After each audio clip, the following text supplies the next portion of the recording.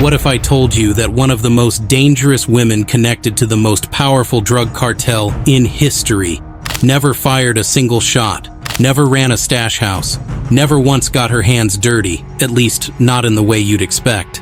See, when people talk about El Chapo's empire, they talk about the tunnels, the billions, the assassins, the escape from a maximum security prison through a hole in a shower floor. They talk about Emma Coronel walking runways in Milan. They talk about Los Chapitos, the sons who inherited the throne. But nobody talks about her, the woman who was there before any of it, before the empire, before the legend, before El Chapo was even a name anyone outside of Sinaloa had ever heard. Her name is Maria Alejandrina Salazar Hernandez, and right now, as you're watching this video, the United States government has her on a list, a very serious list, a list reserved for the most dangerous drug traffickers on the planet. The same list her husband was on. The same list her sons are on. She is the first wife of Joaquin El Chapo Guzman. She is the mother of Iván Archivaldo Guzman Salazar, El Chapito, the last Chapito still breathing free air, with a $10 million bounty on his head and the full weight of the US government hunting him down. And she raised him. So today, we're going inside the deadly cartel lifestyle of the woman behind the man behind the empire. The woman who married El Chapo before he was El Chapo. The woman who stayed loyal when every force in the world tried to tear that family apart. The woman who quietly, invisibly, allegedly helped hold one of the most violent criminal organizations on Earth together, while the whole world looked the other way. This is the story of Maria Alejandrina Salazar Hernandez, and trust me, you wouldn't believe what happened next. To understand who Alejandrina Salazar Hernandez is, you have to understand where she came from. Because this story doesn't start in a mansion. It doesn't start with bodyguards and armored trucks and offshore accounts. It starts in the dust and heat of Culiacan, Sinaloa, the same city that would one day become the most infamous narco capital in the world. She was born on July 17, 1958. Sinaloa in the late 1950s was not the Sinaloa you see on Netflix documentaries. It was a rugged agricultural state carved out of northwestern Mexico, mountains, valleys, and small towns where family loyalty wasn't just a value, it was a survival mechanism. People in Sinaloa didn't just know their neighbors, they were their neighbors' cousins, their neighbors' godparents, their neighbors' business partners. Everything was connected, everything ran through bloodlines and trust. And Alejandrina came from a family that was already deeply embedded in those connections. See, her family name, Salazar, wasn't just any name in Sinaloa. She had ties to Hector Luis Palma Salazar, better known as El Güero Palma, one of the most feared and powerful drug traffickers in Mexico. El Güero Palma wasn't some distant relative she'd never met. He was a key figure in the same criminal underworld that was quietly growing in Sinaloa throughout the 1970s and 1980s. And those family ties to someone that powerful, in a world like that, they mean everything. But here's the thing that makes Alejandrina's story so fascinating. Before any of that criminal world swallowed her life whole, she had ambitions of her own. Genuine, legitimate ambitions. She studied, she pursued a career in social work, helping underprepared students in educational settings, doing community service, genuinely trying to build something real in a place where the easiest path for a lot of young people was to fall into the narco trade. Think about that contrast for a second. The woman who would later be sanctioned by the United States Treasury Department for allegedly helping one of the most powerful cartel leaders in history launder money, started out trying to help kids get an education.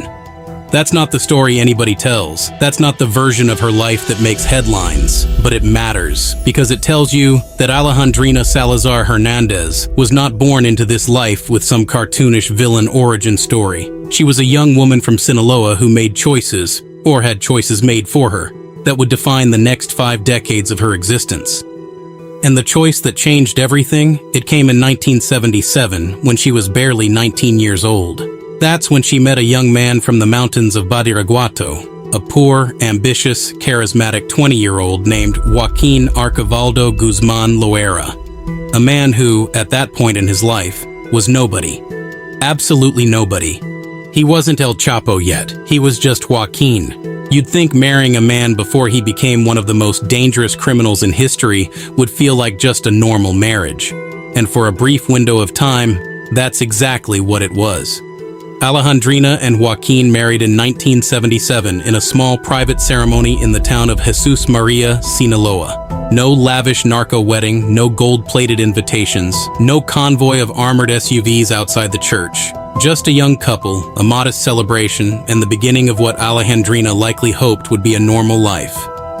They settled into a country house, a simple home, the kind of life where you wake up, you make breakfast, you tend to what needs tending.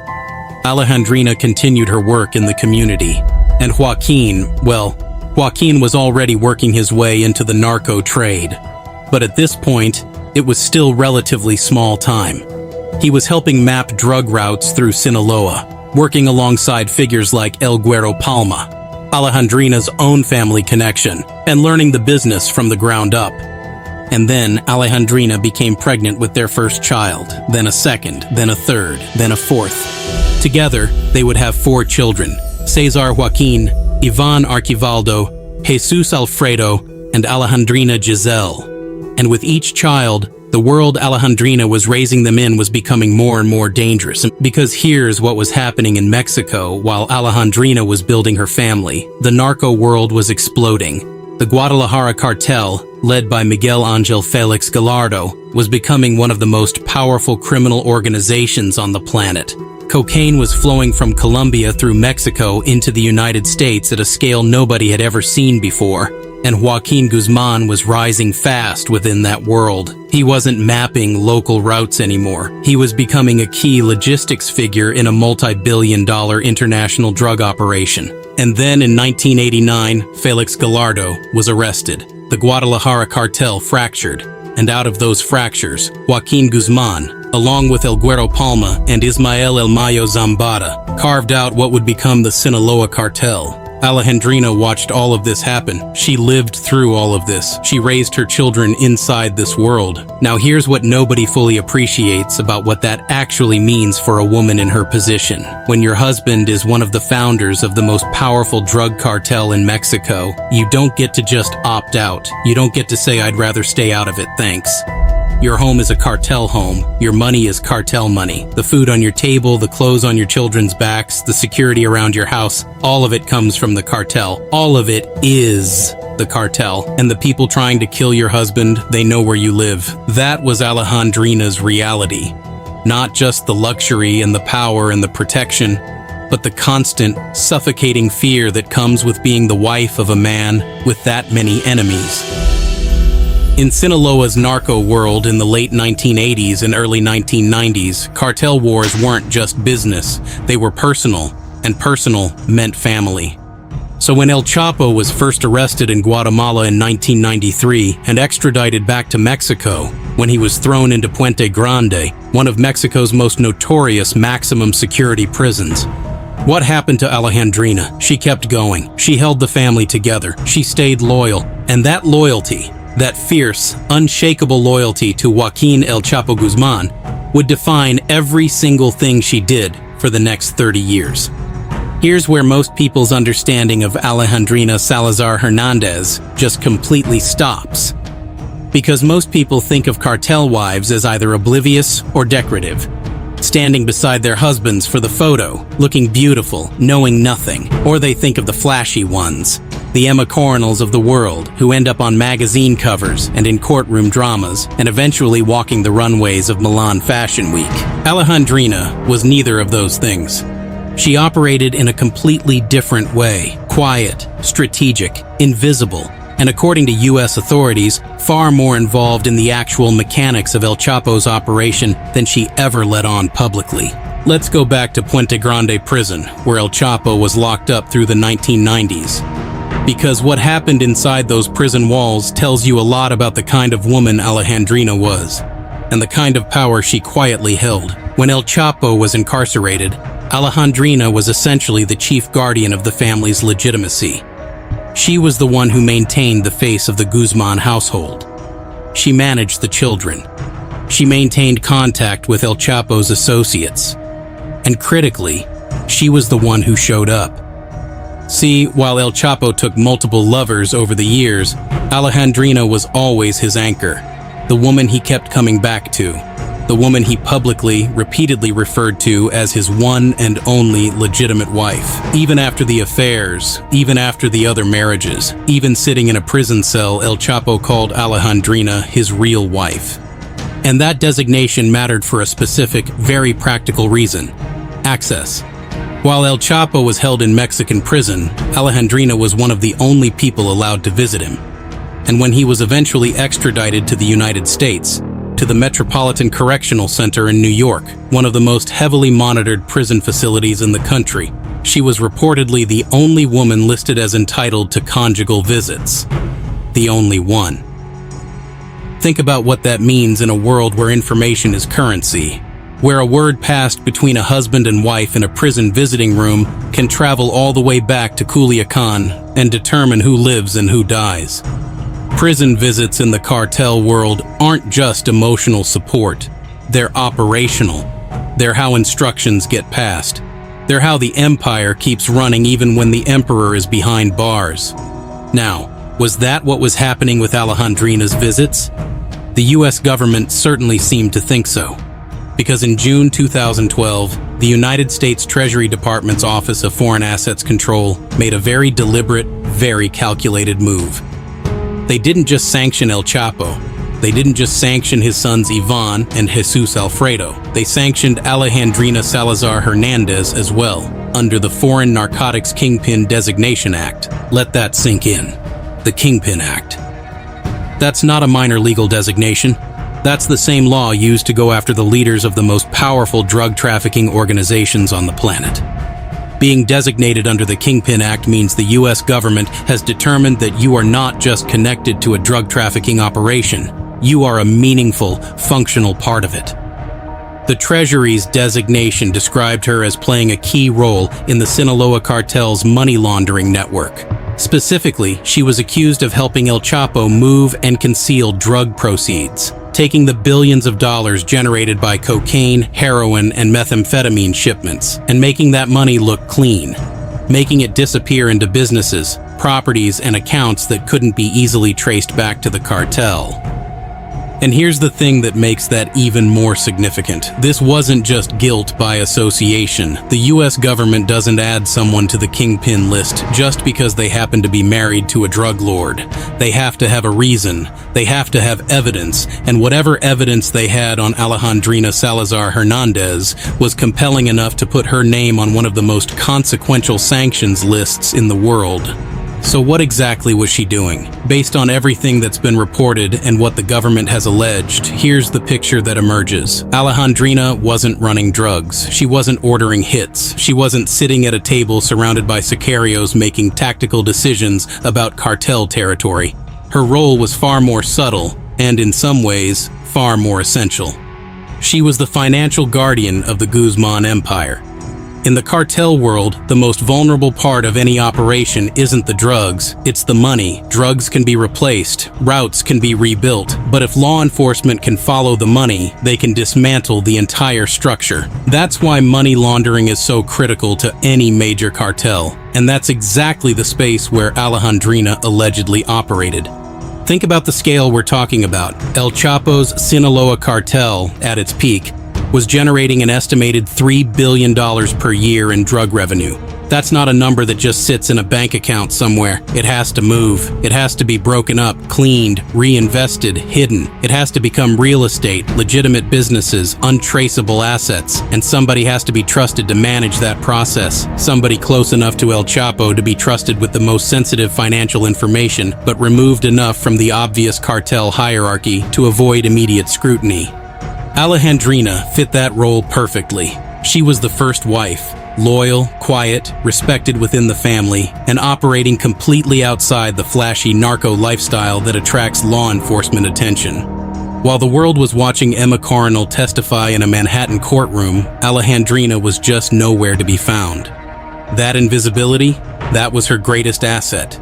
And while she was doing all of this, while she was allegedly helping launder billions of dollars, raising her children inside the cartel world, maintaining her position as El Chapo's legitimate wife.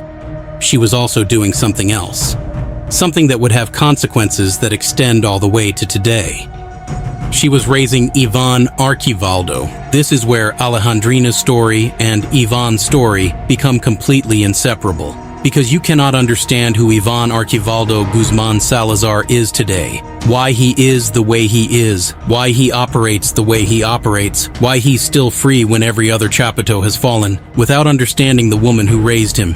Iván was born in the early 1980s, right in the window when El Chapo was beginning his real ascent within the narco world. And from the very beginning, growing up in that household meant growing up inside the Sinaloa cartel. That was just the reality of being a Guzman. But here's what sets Iván's upbringing apart from some of the other Chapitos. He grew up with Alejandrina as his primary parent, not El Chapo. El Chapo was constantly on the move, constantly at war, constantly evading law enforcement, and eventually sitting in a prison cell. It was Alejandrina who was there, day in, day out. She was the constant presence in Iván's life. And what did she teach him? Based on how Iván has operated throughout his entire criminal career, the lessons seem clear. Stay loyal to the family above everything else. Don't flaunt what you have. Don't make unnecessary noise. And when the heat comes, and it always comes, know when to disappear. Those are not the lessons of a flashy, reckless narco. Those are the lessons of someone who watched Alejandrina Salazar Hernandez operate for years. Someone who absorbed her philosophy of strategic invisibility and applied it to running one of the most powerful cartel factions in the world. Now, Iván wasn't kept completely sheltered from the cartel world, far from it. According to multiple U.S. government sources, Iván and his brother Jesus Alfredo were introduced to the Sinaloa cartel as teenagers, brought into the organization by their father and El Mayo Zambada to learn the operation from the ground up. This wasn't accidental. This was deliberate grooming. El Chapo wanted his sons to understand the business. He wanted them to be ready. But here's the thing, and this is crucial. Alejandrina was part of that process. She was in that household. She was present for those conversations. She knew exactly what her sons were being trained to do, and she didn't stop it. Some people might look at that and judge her harshly, but in the world she inhabited, in Sinaloa's narco culture, where cartel ties are generational and inescapable, the alternative to your sons being part of the family operation isn't safety. It's vulnerability, it's weakness, it's making your children targets without giving them the tools to survive. Alejandrina understood that better than almost anyone. Fast forward to 2005, and we get the first real public window into the dynamic between Alejandrina and her son. Iván was arrested in Guadalajara, initially for speeding in a sports car, but the investigation quickly expanded as authorities realized who they were dealing with. He was eventually convicted of money laundering and sentenced to 5 years in prison. But he didn't serve 5 years, he appealed the verdict and walked free. How? There are reports claiming that El Chapo personally intervened, that he paid doctors and nurses to provide false testimony, giving Iván an alibi, that El Chapo was so unwilling to let his son rot in prison, so worried about what might happen to Iván behind bars the way his brother Arturo Guzmán Loera had been murdered in prison, that he allegedly gave up a powerful ally, Alfredo Beltrán Leiva, to authorities in exchange for Iván's freedom. Whether every detail of that story is accurate or not, the broader point is undeniable. Iván Archivaldo was protected by his father's power, by his family's connections, by the loyalty that Alejandrina had helped build and maintain over decades. And when he walked out of prison, he didn't walk away from the cartel. He walked deeper into it. But just because Iván walked free doesn't mean everything was smooth sailing. Because the story of Alejandrina's family in the years that followed is a story of escalating war, from outside the cartel and eventually from within it. Let's talk about what happened in 2016, because this is one of the most jaw-dropping moments in the entire history of Los Chapitos. And it tells you everything about the kind of world Alejandrina raised her sons into. In August 2016, Iván and his brother Jesus Alfredo were having lunch at an upscale restaurant called La Leche in Puerto Vallarta, one of Mexico's most famous tourist destinations. Puerto Vallarta. Fancy restaurants, broad daylight.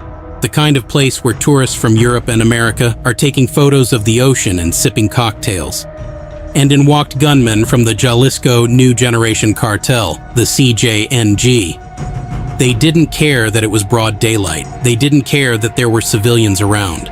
They walked into that restaurant and kidnapped both Iván and Jesus Alfredo, along with 4 other people, right there, in one of the most public, visible locations you can imagine. Think about what that moment meant for Alejandrina. Her 2 sons, the sons she had raised, the sons she had sacrificed her entire life to protect, were taken, in broad daylight, by one of the most violent cartels in Mexico. For a week, the world held its breath, and then they were released. How? Nobody officially explained it fully, but in the narco world, when someone gets kidnapped and then released, it usually means one of 2 things. Either a ransom was paid or a deal was struck. Whatever happened in that week, it demonstrated something important. Even El Chapo's sons, even with all their power and protection, were vulnerable. The cartel world doesn't offer immunity, not even to the Guzmans. Alejandrina lived through that week not knowing if her sons were alive. But the external threats were only part of the adversity, because starting in 2017, after El Chapo was extradited to the United States in January of that year, everything inside the Sinaloa cartel began to shift, and not in a good way.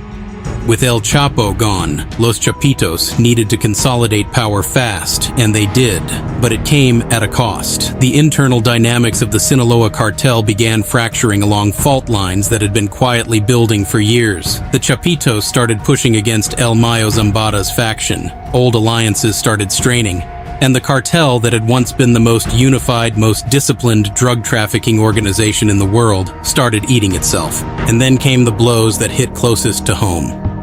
In January 2023, Ovidio Guzman Lopez was arrested in Culiacan. He was extradited to the United States, and in 2025, he agreed to cooperate with U.S. prosecutors. Then in July 2024, Joaquin Guzman Lopez was arrested alongside El Mayo Zambada himself, in what appeared to be an extraordinary betrayal within the cartel's own leadership. One by one, the Chapitos were being taken off the board, and Alejandrina's son, her son, Iván Archivaldo, was the last one standing. Here's where everything comes full circle. Because what's happening right now, in 2025, is the final act of a story that Alejandrina Salazar Hernandez has been living for nearly 50 years. Her son, Iván, is the most wanted cartel figure in the Western Hemisphere. The United States has a $10 million reward for information leading to his arrest. The DEA, the U.S. Marshals, the Mexican military, they are all hunting him. His brothers are in custody, cooperating with prosecutors. His father is serving a life sentence in a supermax prison in Colorado. His inner circle is being dismantled piece by piece. In February 2025, Mexican Special Forces raided a safe house in the Tierra Blanca neighborhood of Culiacan, and they found evidence of Iván's recent presence. His security chief was captured, his financial operator was arrested, key lieutenants were taken down in rapid succession. And Iván himself, he allegedly escaped through an underground tunnel, just like his father did. Let that land for a second. In 2015, El Chapo famously escaped from the Altiplano maximum security prison through a tunnel that went from the shower in his cell to a construction site over a mile away. It became one of the most talked about prison escapes in modern history, and now his son, Alejandrina's son, allegedly escaped capture the exact same way, through a tunnel built beneath a house in Culiacan. You cannot tell me that's coincidence. You cannot tell me that's just genetics. That's culture. That's upbringing. That's the lessons of a family that has always found a way to survive, even when every door is closing, even when the walls are closing in, by going underground, by moving through hidden passages, by being somewhere else before the hammer falls. Those are Alejandrina's lessons, passed down through a family that built its empire on the principle of survival above everything else. And while all of this is happening, while her son is running, while her family is fracturing, while the US government is spending hundreds of millions of dollars trying to dismantle everything she helped build, Where is Alejandrina Salazar Hernandez? Nobody knows. She has vanished completely. She keeps no public profile. She gives no interviews. She makes no public statements. She is, as she has always been, invisible, untouchable, a ghost. The U.S. sanctions mean she can't do business in America, can't access the U.S. financial system, can't travel freely. But they haven't found her. They haven't arrested her. They haven't extradited her. After everything, after decades of watching her husband rise and fall, after watching her sons inherit and then battle to hold an empire, after being designated under the most serious narcotic sanctions law in the United States, Alejandrina Salazar Hernandez is still out there, still free. And that, in the cartel world, is not a small thing. That is the ultimate achievement for someone in her position. To have survived everything that has happened to this family, the arrests, the extraditions, the cartel wars, the internal betrayals, the full force of the United States government, and still be walking free? That's not luck. That's mastery. She married El Chapo when he was nobody. She stayed loyal through the years he was building the Sinaloa cartel. She held the family together through his first arrests. She allegedly helped launder the money that kept the operation running. She raised children inside this world, children who would go on to become the most powerful drug trafficking faction in the Western Hemisphere. She survived being sanctioned by the United States. She survived cartel wars. She survived losing her husband to a life sentence. She survived watching her sons fall one by one. And she raised the one son who is still standing, Iván Archivaldo Guzmán Salazar, El Chapito. The last free Chapito. The man the U.S. government is spending $10 million in reward money trying to find. Alejandrina raised him. At the end of the day, Maria Alejandrina Salazar Hernandez is not a villain from a Netflix series. She's not a cartoon character. She's a woman from Culiacan, Sinaloa, who grew up connected to a world she didn't create, a world that shaped her before she ever had the power to shape it back, who married a man before he became a legend and stayed loyal when loyalty cost her everything, who raised children in a world where the options were power or vulnerability and chose power for them, whatever the consequences. And the consequences have been enormous. People have died. Communities have been destroyed. Fentanyl, produced in the labs that her sons built and operate, has killed tens of thousands of Americans. The machine that she allegedly helped keep running has caused suffering on a scale that's almost impossible to comprehend. That's real. That matters. And it's part of her story too. But so is the part that nobody talks about. The part where a 19-year-old girl from Sinaloa fell in love with a man who turned out to be El Chapo. The part where she held a family together while the world tried to tear it apart. The part where she quietly, invisibly survived everything and raised the most wanted man in the Western Hemisphere to do the same. So if you had told that 19-year-old girl standing at the altar in Jesus Maria in 1977 that her son would one day be the last Chapito standing, hunted by the DEA, worth $10 million dead or alive, escaping through tunnels just like his father, she probably would have told you that was impossible. But for Alejandrina Salazar Hernandez, impossible was never really the point. Survival was, and in that world, she survived everything.